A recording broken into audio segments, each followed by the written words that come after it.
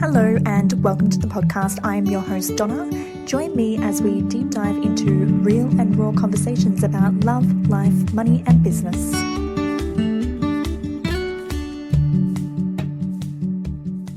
Hey guys, it's Donna and welcome to episode 4 of the podcast, The Drama Cycle. So the reason why I wanted to share this with you guys is because I speak to so many clients about this, and I know for myself personally, I experienced this and had to work through it myself. So I know that it's super valuable to so many of you out there. So I don't know about you guys, but one of the things that I know that I can find myself doing, and sometimes still find myself doing this, by the way, is I can get myself into a bit of a tizzy about things. So I could be like looking at my day and I'm like, okay, so I need to record those podcasts and then I need to go fix up that thing on my funnel because it somehow broke down and I don't know why, but technology doesn't seem to like me. And then I've got a client session and then I somehow, I need to go get the groceries done as well. And then I'm going to come back and then I've got another client session and then I need to go and make dinner. And then there's that load of washing as well. And I said to that friend that I was going to catch up with them on Zoom tonight because it's COVID-19 and nobody goes out. And so I'll have all of this stuff in my mind and then I'll look at my day and I'll just feel exhausted by the amount of things that I need to get done. And so because I feel exhausted by it, then I'll get all overwhelmed and I don't want to do it. And, I sit back, I may even procrastinate on it. And then I'm like, I just feel tired. And I have no energy. And I find this with clients a lot. And the reason why this particular podcast has been inspired is because I was having this chat with a client last week. She was like, I've got this and that and the other, and I've got the kids at home because of COVID. And she was really, really tired. And she's like, I just don't have energy for any of it. And I said to her, if you spend as much time as you actually going and doing the things that you need to do as you did thinking about the things that you need to do, then you'd have a lot more energy and a lot more time on your side. And she was like, geez, you're right. And I said, what you're actually doing is you're playing out the drama cycle.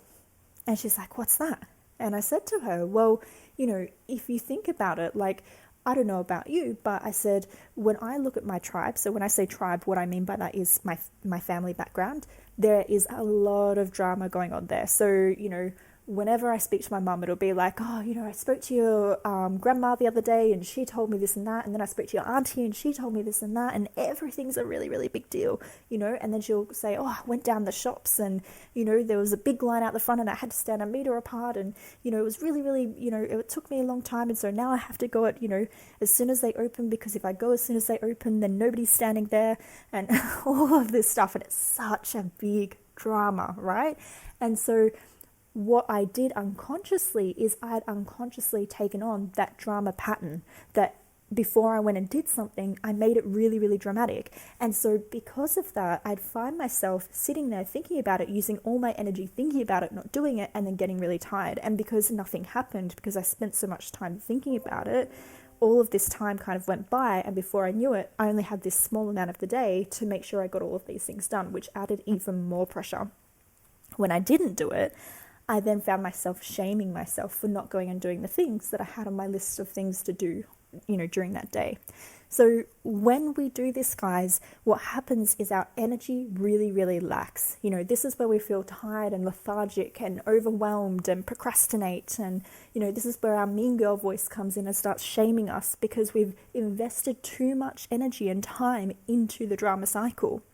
Whereas if we look at the flip side of this, if we don't make this dramatic, and just as a disclaimer for this, when you first start to notice this cycle in yourself, you're not going to be able to necessarily pick it up in yourself. So when my coach actually picked me up on this, one of the things I went and did is I went to my partner Caleb and I said to him, whenever you notice that I'm being dramatic, can you let me know? And I explained this whole drama cycle thing to him. And so whenever he had noticed it, he'd be like, I think you're playing out the drama cycle there, babe, or does it need to be that dramatic? Just a little, you wouldn't say much, you just give me a little sentence that would prompt me that maybe I'd, gone into dramaticizing something. So what I would then do instead is I'd write myself a list. These are the things I need to go do today. And rather than allowing myself to sit in it and to think about it and to give energy to what it is, I just go do that thing, and it sounds so simple, but we don't actually recognize ourselves doing this. We don't recognize ourselves making something dramatic because it's something that is so kind of ingrained in what we've always done. It's what we've seen in our tribe. So this is what we always do.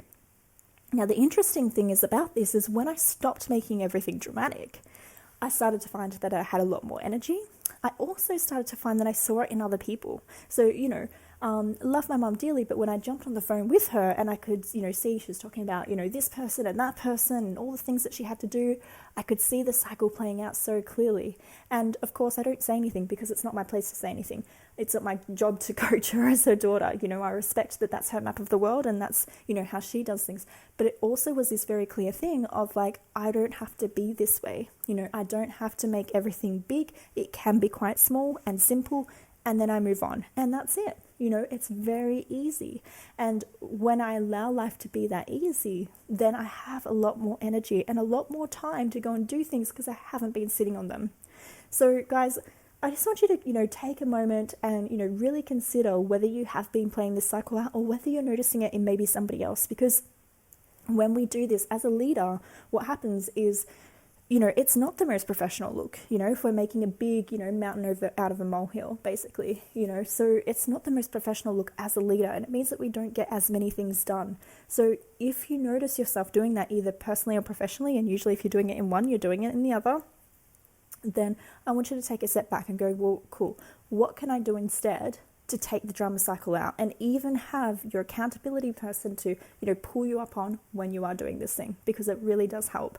Actually, one more thing before I leave off on this is when you play it out, usually in your business or in your work or in your personal life, so it could be, simple as going to the gym, what I want you to be thinking about is how you might also be playing this out in your relationships. So when I mentioned this to Caleb, one of the things that we realized is that we bonded over things being dramatic. So if something didn't, work in our favor, then we'd sit there and we'd talk about the problem.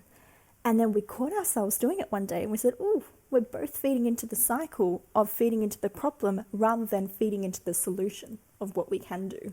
So often if you're doing this, you might find that you have connection with your partner over also, doing the drama cycle together.